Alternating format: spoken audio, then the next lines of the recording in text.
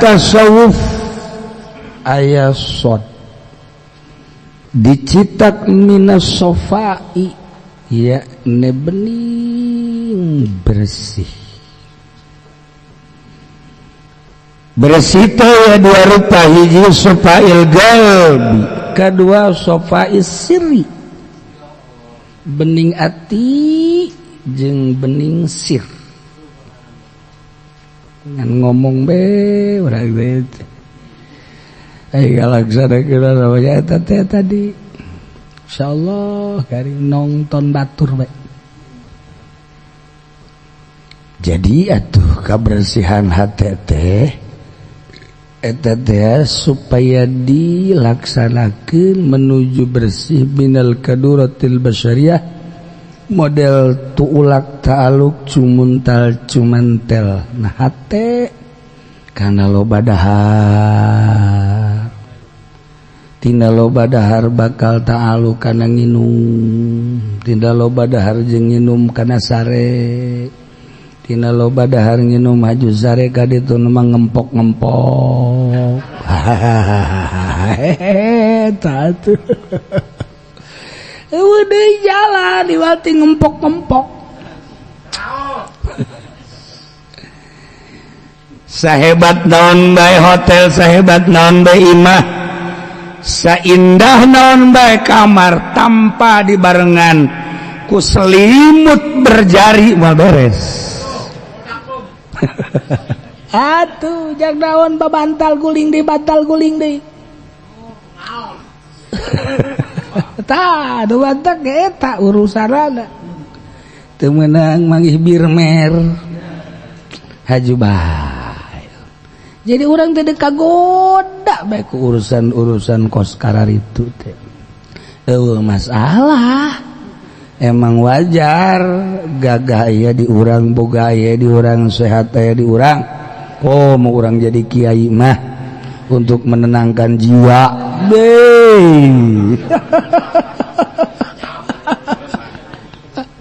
ya Allah ya Rabbi eueuh masalah ngan urang mandeg ka Allah moal usul-usul atuh kitu sebab eta teh kahalangan baini wa bainaka antara ka urang jeung antara ajeun hubbu kali nafsik tersep urang ka diri urang anu di diri urang aya nafsu geus atuh kuari mah moal usul ka Allah lamun jelema terus beng urusan awak datang ka restoran di Jakarta nyaho kabeh di Bandung restoran nyaho kabeh dantaran urang penyuplayna atau urang di konsumenna atuh geus moal usul-usul kau tah carana becenah jengan kumaha carana babari carana wa tasfiyatul qalbi min hadhihi khisalil madhkurah la yasulu illa bimulazamati dzikrillah. Jadi cara ngabersihan hate tina supaya ulah loba teuing dahar loba teuing nginum ulah loba teuing molor ulah loba teuing ngocomang bae ulah loba teuing lurak-lirik terhadap dunia ulah loba teuing SMS-an ejeung tas ieu kuduna bimulazamati zikrillah selalu zikir ka Allah fit talqin jahran fil ibtida la ilaha illallah la ilaha illallah la ilaha illallah ila yablughu maqamal khafiyah. Lamun la ilaha illallah kan kadenge ke di hurufna jeung suarana la ilaha illallah la ilaha illallah la ilaha illallah la ilaha illallah. Nah lamun geus beda kadeulna la ilaha illallah na engke bakal datang kana maqamal khafiyah. Laun khafi ngaranna geus aya zikir jahar aya zikir khafi. di kolbu teh selalu Allah Allah Allah Allah Allah, Allah. Maka ayalah zikir napas. Zikir napas kaluhur ka adab Allah. Urang narik napas ka jero. Keluar Allah. Allah. Jadi orang pernapas teh zikir ka Allah. Eta ngaranna zikir napas. Sing hadaya bae ulah jadi supir. Aya jelema henteu zikir jahar deui teh zikir kopi deui datang zikir napas bae. Nabrak malulu mobil. Atuh lain mikiran remnya Allah Allah.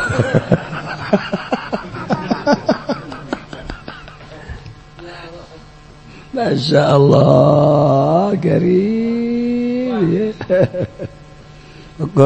Diri sana takdirkan ku anjeun domir saan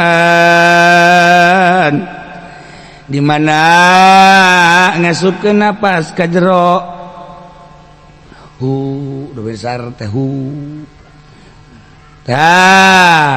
ketika keluar kharaja Allah. Jadi kitu teteh geus teu kadeuleuna kos teu ibadah. Biasa bae mun di mobil mun lempang-lempang mun diuk-diuk. Padahal mah nya pernapas zikir Allahu Allahu Allahu Allah. Bagian daripada zikir khopi setelah khopi mah masih keneh peureum lisan kaluhurkeun ulah robah sesuai jeung titik-titikna la ulah bersuara zikir khopi ngaranna kayak lamun ijazah masalahnya hobelanan ulah coba-coba ente coba ini nah saminggu bagi bisa ditanya nah pamajikan datang kan gadi gara-gara ngaji di Ki Uci salaki jadi Ki cenah iya aduh teu beudang sambarangan zikir teu beudang sambarangan sebab mungkin mau oleng ieu mah oleng asli emang eta mah diciptakeun ku Gusti Allah oleng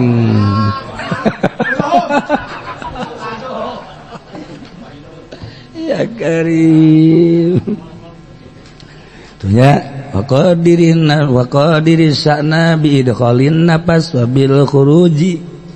Nah ini bizatil aqdas tuh kan ayat tata carana. Tah eta geus zikir napas luhur geus teu ciri ibadah. Geus teu ciri ibadah, tapi tetap hati-hati sebab ayat cara tersendiri ulah dituturkeun. Orang biasa bae heulanan wae aya cau Ambon gede zikir. Ya kaki fudoli beta mah heulanan. Guruna gitu tah. Nah. Ya Allah, Masya Allah. Jadi loba tahapan-tahapanana ternyata zikir teh. Ya, geus zikir kopi, zikir napas, naik ke kabelah dituna zikir mulai geus hu doang. Saya hu teh lain muzakkar, lain muannas, tambah lain hu domir. Beusi teh hu dianggap domir atau lamun dianggap domir mah Allah teh muzakkar, lain. Eta mah ngaranna zikir. Mal bejaan.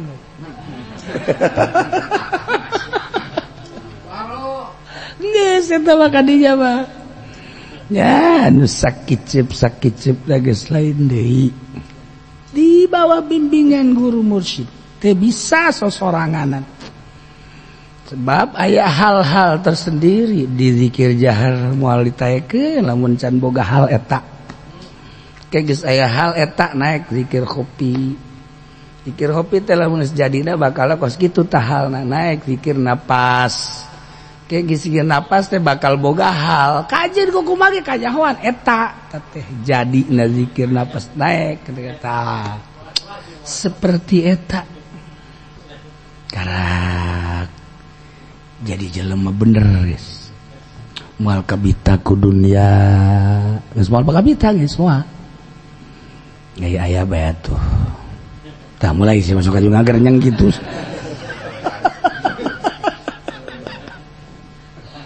Gusti Allah. Iyalah dijelaskan ku Gusti Allah innamal mu'minuna make bahasa nage make innama wadawatul qasila innama pasti asal innama berarti pasti eta teh adawat qasr pasti ngabahasakeun teh pasti jeung yakin jelema anu al mukminuna mukmin mah eta jelema allazina idza dzukirallahu di mana ditutur Allah di mana disebut Allah wajilat qulubuhum ngageter hatena sieun je pancen urang ge mukminun panjang henteu tah mantap mukminuna aya alam alil ahdi geus ma'hudna kudu jelas ma'hudna mukminun eta didinya mukmin anu pangkat arif zahiron wa batinan atuh ja urang ge mukmin tapi ja urang biasa bae malah Quran pake musabaqah ku urang mah malah zikir ge pake musabaqah ku urang pakenceng-kenceng be pagede-gede paloba-loba hayo kuatan sasia jeung aing banyak zikir kos kitu zikir mah dek loba dek saeutik idza dzukirallahu wajilat qulubu ngageter hate teh sieun ka Allah ke cenah kieu mantak sieun kagambar jamal Allah jeung jalal Allah sifat maha sempurna Allah jeung sifat maha gagah Allah kagambar lamun diakurkeun jeung ilmu zahir moal bisa jeung ilmu filsafat moal bisa ilmu marifat mah nu mantak moal bisa lantaran anu bisa kagambarkeun manu kadeuleu nu bisa kagambarkeun manu kadenge sedengkeun Gusti Allah mah kapaan teu boga tempat Gusti Allah mah ja tempat lagi nanyain Allah moal kagambar atuh Gusti Allah sebab teu kadeuleu je bisa nileuna ka Gusti Allah mangke jaga di sorga di dunia mah moal bisa ningali kok bisa kagambarkeun sih maha jamal jeung maha jalal Allah moal kaharti lamun urang make filsafat teh urusan akal sedangkan ilmu marifat bal bil ukul wala bil uyun bal bil basirah moal ka otak-akan atuh otak urang mah sasenti mantap kagambar maha jalal Allah jeung maha jamal Allah tak ieu khosyah teh la takunu ila badan timahil qalbi moal aya sieun kecuali sabada hudangna hate tina naumil goplah urang mah kan aya goplah poho ka Allah wali mah per detik embung tinggalin waktu teh hayang pake zikir ka Allah urang mah 24 jam nu bake eling ka Allah teh keur salat ge teu inget keur salat ge teu inget urang mah mentak ieu mah waktu bakalna asana sanajan salat ke di akhirat sanajan salat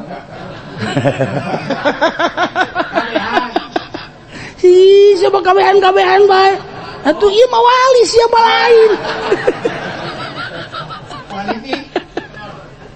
aduh Gusti Allah tah urang kan ieu ge sare kolbu urang teh sare nu mantak sare lantaran ieu teh kahalangan kolbu urang jeung Allah teh kahalangan sir urang jeung Allah kahalangan kunaon kahalangan ku karesep ku ari kieu urang geus beueuh karesep dah mata urang geus dinolkeun geus ka Allah keun ceuli di ka Allah keun bisa ta urang teh tapi urang make kene syariat urang salat make kene syariat ieu misalnya tapi urang mah tetep bersyariat bae usalli Allah malah jadi wali usalli fardhu zuhri arba Allah dijerah teh sejak kaula salat zuhur 4 rakaat datang ka paeh malah jadi wali sebab berat ku syariat kahalangan antara urang jeung Allah ku syariat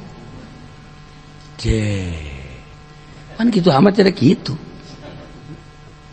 atuh eta kudu kumaha itu bikin syariatna tapi urang zahirna bersyariat puyang emang atuh sia memang otak puyang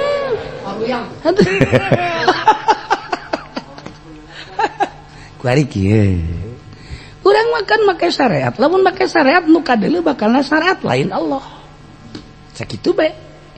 Lamun urang neuleuna syariat atuh teu kadeuleu Allah nu kadeuleu syariatna, atuh eta teh nu kos kitu ngaranna jauh ka Allah.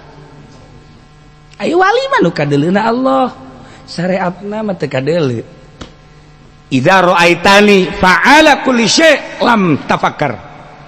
Di mana anjeun deuleu ka kaula, Allah nu kadeuleuna fa'al kulli syai' ngadamel seluruh perkara.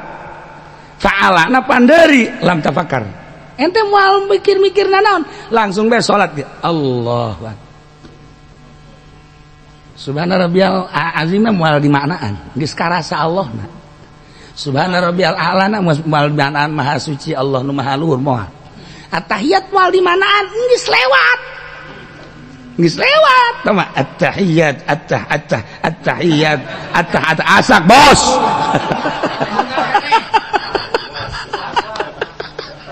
Syariat itu nu kadeuleuna syariat. Ai hakikat mah geus at-tahiyatul mubarakah itu ieu teh perintah Kangjeng Nabi ti Kangjeng sallu kama raaitum usolli.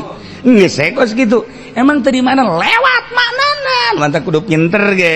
Asyhadu an la ilaha illallah geus teu dimaknaan, geus nempel. Kuari mah geus rasa digerakkeun ku Gusti Allah. Iza ra'aitani cak Allah di mana anjeun deuleu ka kaula fa'ala kulli syai' lam tapakar. Mene moal mikir-mikir nanaon, ka makna moal mikir, ka kalimah moal mikir, ka dunia moal mikir, hiji bae nu kadeuleu Allah lam tapakar.